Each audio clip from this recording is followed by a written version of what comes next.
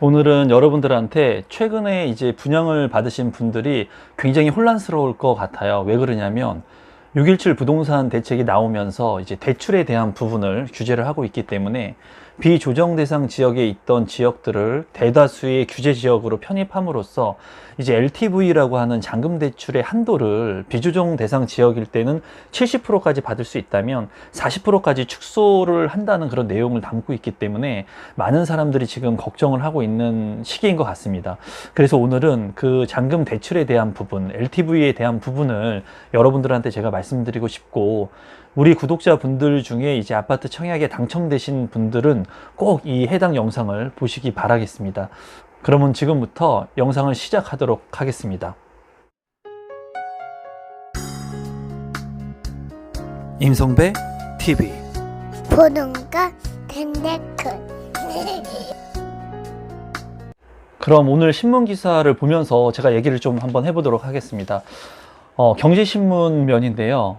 6월 24일 수요일입니다. 수요일 아침인데 제목이 617 대책 후폭풍 해가지고 부동산 면에 다루고 있습니다. 여기에서 이제 굵직한 꼭지로 다루고 있는 것은 뭐냐면 졸지의 대출액 줄어든 검단, 송도, 이미 분양받은 4만 명 대혼란, LTV 70%에서 40% 축소.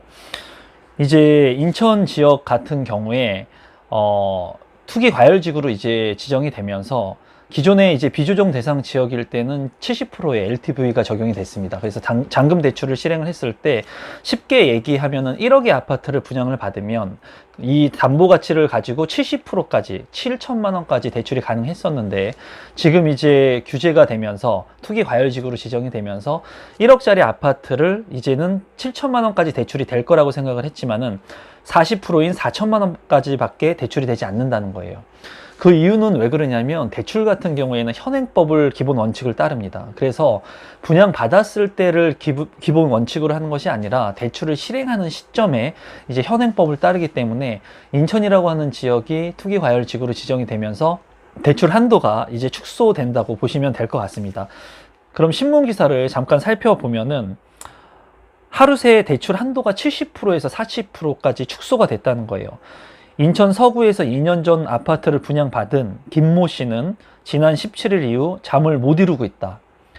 당초 당첨된 아파트 분양가의 70%까지 담보대출이 가능했지만 617 부동산 대책으로 40%만 받을 수 있게 됐기 때문이다.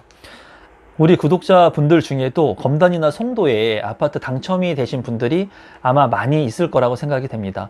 그리고 제가 영상을 다루면서 검단이나 송도에 있는 물량들을 많이 다루기도 했어요. 그래서 당첨되신 분들은 지금 6월 24일 오늘 난 기사입니다. 오늘 난 기사이기 때문에 이런 신문들을 보시면 이제 70%의 담보대출을 받을 수 있을 거라고 생각했었는데 40%로 투기 과열지구로 지정이 되면서 40%로 축소됐기 때문에 많이 이제 혼란스럽고 두려운 마음이 드실 수 있을 것 같아요. 왜 그러냐면 아파트라고 하는 것이 뭐 1억, 2억 하는 것이 아니라 4억, 5억, 뭐 10억 이렇게 큰 금액을 차지하다 보니까 자금 계획을 철저히 세워야 하는데, 이렇게 대출 한도가 축소되게 되면은 일단은 심리적인 압박감을 받게 되고, 그리고 이 아파트에 잔금 대출이 안 된다는 그런 불안감 때문에 본인의 생업이 잘 이루어질 수 없다는 단점이 있습니다. 그러면 여기에서 이제 은행이 밝히는 부분은 무엇이냐? 은행들은 이렇게 설명을 하고 있습니다. 어떻게 설명을 하고 있냐면, 은행에서는 신청 후 2, 3개월 안에 실제 대출을 받아야 한다고 설명을 하고 있다. 즉 서둘러 18일까지 신청했다고 하더라도 잔금을 치르는 시점이 9월 중순 이후라면 대출을 받을 수 없는 것이다. 김 씨의 경우 잔금일이 올해 말이어서 꼼짝없이 대출 한도가 줄어들게 됐다. 김 씨는 무슨 수로 1억 원 가까이 더 마련할 수 있을지 모르겠다며 투기꾼을 잡는다더니 M1 실수요자가 피해를 보게 됐다고 분통을 터뜨렸다. 그러니까 은행 입장에서는 그거죠. 이제 정부 대책이 발표하고 일정 시점부터 시작을 하니까 그 시점 이후에 대출을 실행하게 되면은 이 현행법을 따르는 겁니다. 그렇기 때문에 지금 대출을 받으신 분들이 불안해하고 있는 거예요. 그리고 지금 이렇게 617 부동산 대책의 후폭풍들이 많습니다. 재건축부터 시작해가지고 지금 대출에 대한 규제뿐만 아니라 규제책을 발표하고 난 후에 그거에 대한 보완책들이 필요한 것들이 있는데 그런 것들이 지금 이제 준비를 하고 있는 단계인 것 같지만 실수요자 입장에서는 지금 이러한 기사들을 봤을 때 굉장히 두려움을 느끼게 될 겁니다. 그래서 우리 구독자분들 중에도 이런 두려움을 느끼고 계신 분들이 많을 것 같아서 제가 영상을 빠르게 찍고 있고, 제가 이제 말씀드리고 싶은 것은 이 기사가 6월 24일 지금 수요일 아침에 이 기사가 났는데 제가 이제 보도 참고 자료를 하나 가져왔습니다. 이 보도 참고 자료는 어디에서 나온 보도 참고 자료냐면은 금융위원회에서 나온 자료예요. 이 자료는 언제 나왔냐면 어제 나왔습니다. 6월 23일. 그리고 배포 즉시 배포를 해도 된다는 문구가 있습니다. 그래서 이 보도 자료가 금융위원회에서 나온 자료인데 이 책임자를 보면은 금융위 금융정책과장, 그리고 국토부 주택정책과장, 그리고 금감원 은행감독국장, 이 세 분이 책임자로 이제 담당을 하고 있습니다. 여기에 이제 제목이 뭐냐면 지금 제가 말씀드린 이 내용을 다루고 있어요. LTV에 대한 그 담보 대출에 대한 그런 부분을 다루고 있는데 아파트 당첨이 되신 분들이나 아니면은 이 대출에 대해서 지금 혼란스러운 분들은 지금부터 제가 하는 말씀을 잘 들으면 좋을 것 같습니다. 여기에 이제 내용을 보면은 기본 내용이 이거예요. 이제 많은 기사들이 어떤 기사를 다루냐면은 무주택자인 당첨자는 중도금 대출을 받을 때까지는 기존 비규제 지역의 LTV 60%를 적용받다가 입주 때 진행하는 잔금 대출의 경우에는 LTV 40% 기준이 적용된다. 그러니까 이런 기사들이 표면적으로 봤을 때는 맞습니다. 이런 기사들이 맞아요. 왜냐하면 현행법을 따르는 게 기본 원칙이기 때문에. 그래서 이런 기사들을 자꾸 쏟아내고 많은 사람들이 이제 불안해하니까 이 정부 당국에서는 금융위원회를 통해서 이제 보완책을 발표합니다. 그래서 이 보완책에는 어떤 것들이 다루어지고 있냐면 딱 2페이지밖에 안 됩니다. 그래서 제가 중요한 부분을 말씀드린다면 무주택 세대 처분 조건부 약정을 체결한 1주택 세대로서 근본 신규 규제지역 지정 효과 발생일 20년 6월 19일 전까지 청약 당첨이 되었거나 계약금을 납입을 완료하였다면 중도금 대출을 받은 경우 종전과 같이 비규제지역 LTV 70%가 적용됨을 알려드립니다. 그러니까 이전에 중도금 대출을 실행을 하고 이제 잔금 대출을 실행하게 됐을 때는 비규제 지역의 LTV 70%가 적용된다는 거예요. 그러니까 지금 이제 이 신문 기사하고는 완전히 상이합니다. 상이해요. 제가 지금 말씀드린 이 금융위의 자료는 어제 나온 자료이고 어제 나온 자료입니다. 여기 보시면 금융위에서 나온 자료는 이제 보이실지 모르겠지만은 6월 23일 날 나온 자료예요. 그리고 화요일 날 나온 자료고 지금 제가 보고 있는 신문 기사는 오늘 나온 겁니다. 6월 24일 수요일 날 나온 거예요. 그러니까 이런 기사가 나왔는데 이런 기사를 체크도 안 해보고 신문 기사에서는 여타 다른 신문들과 똑같이 경제신문, 대한민국 최고의 경제신문인데도 불구하고 이렇게 다루고 있습니다.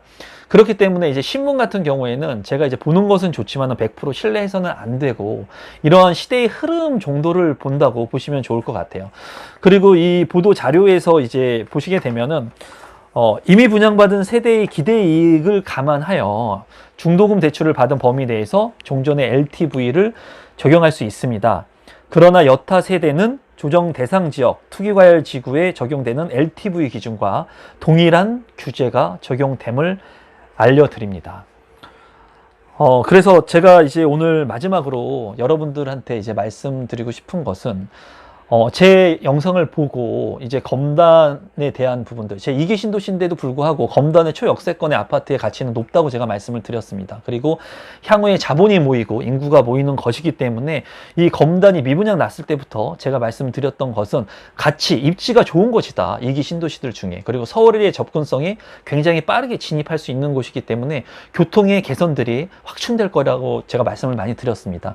그래서 제 영상을 보시고 검단에 이제 당첨이 되신 분들이 상당히 많습니다. 그래서 또 많은 분들이 아파트 당첨이 되셨는데도 불구하고 이런 신문 기사를 오늘 당장 나온 거기 때문에 오늘 이런 뭐 지하철 같은 거 타고 가시면서 이거 보시면서 마음 졸이는 분들이 많이 있으실 수 있을 것으로 생각이 들었어요.